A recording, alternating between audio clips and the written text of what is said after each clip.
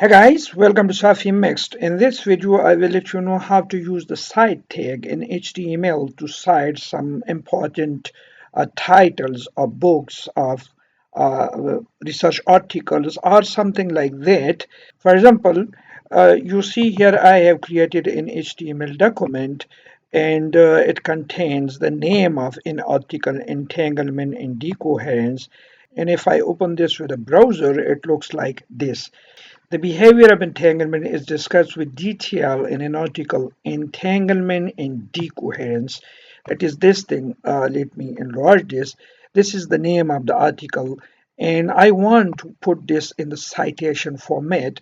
For that, a special tag is used in the HTML, and that is quite easy. I just need to replace this step within the tag cite.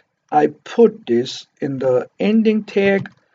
Now, if I build, and now if I save the document and open this in a browser again, yeah, you see the title of the paper is now put into somewhat like italic format. It is the format of cite tag, which highlights the names of articles, the names of books, or the names of certain important things. So this way you can use cite tag to your HTML document. At the end, don't forget to give me a like on the video. And thanks for watching Safi Mixed.